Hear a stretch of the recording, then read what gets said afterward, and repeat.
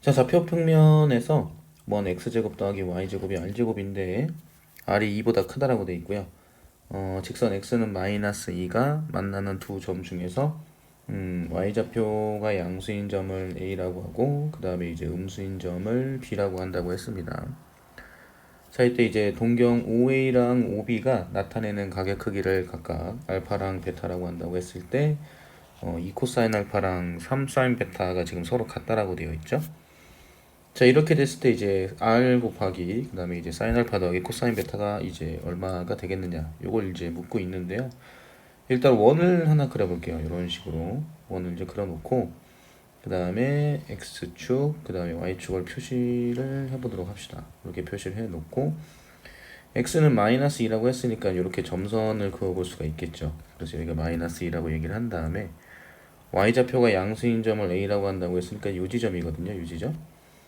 자, 그럼 요 지점을 a 그 마이너스 2, y라고 잡아볼게요. 그럼 b 같은 경우에는 마이너스 2, 마이너스 y가 되겠죠. 그죠? 그래서 이제 OA가 나타내는 가의 크기를 알파라고 한다고 했으니까 지금 OA를 표시를 좀 해보게 되면 자, 요 부분이잖아요. 요만큼이 이제 알파가 되는 거죠. 그 다음에 이제 베타 같은 경우에는 자, 요 부분인데 이만큼이 베타가 되는 겁니다. 그죠? 자, 그런데 이제 코사인 알파를 하려면 일단은 이쪽에 직각삼각형 이 부분을 보면 되죠. 이 부분을 이렇게 보게 되면 여기 직각이잖아요. 그죠? 자, 그럼 여기 이제 r이라고 하고 여기 길이는 2입니다. 여기는 y고요. 그쵸? 자, 그러면 코사인 알파 같은 경우에는 다시 코사인 알파 같은 경우에는 r분의 2인데 지금 2, 4분면의 각이니까 이렇게 마이너스를 붙여볼 수 있어요. 그쵸? 그 다음에 이제 사인 베타를 보겠습니다. 사인 베타 같은 경우에는 어디를 보면 되냐면 이쪽 직각삼각형을 보면 되거든요. 이 부분. 그죠? 그럼 여기가 r이죠.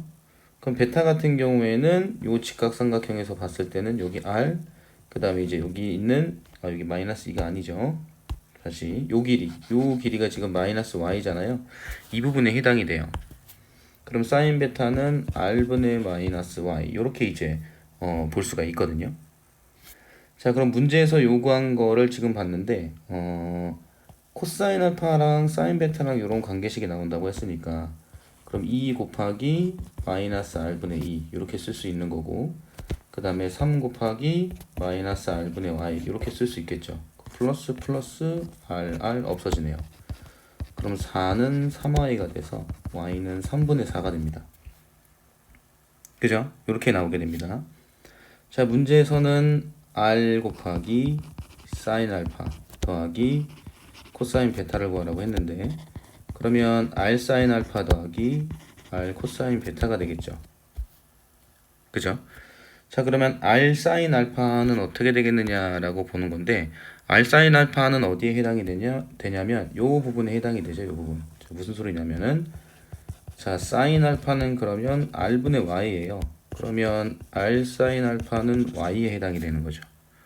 그 다음에 r 코사인 베타라고 되어 있는데 코사인 베타는 지금 뭐에 해당이 되냐면 r분의 마이너스 2죠. r분의 마이너스 2. 그러면 r 코사인 베타는 뭐가 돼요? 마이너스 2가 됩니다. 그죠? 그래서 이거를 그대로 활용을 하면 돼요. 이쪽에다 적용을 시키면 그럼 r 사인 알파에다가는 y를 집어넣고 r 코사인 베타에다가는 마이너스 2를 집어넣으면 되는데 y는 3분의 4였죠. 그럼 3분의 4 마이너스 2가 돼서 마이너스 3분의 2가 되겠죠? 정답은 3번입니다.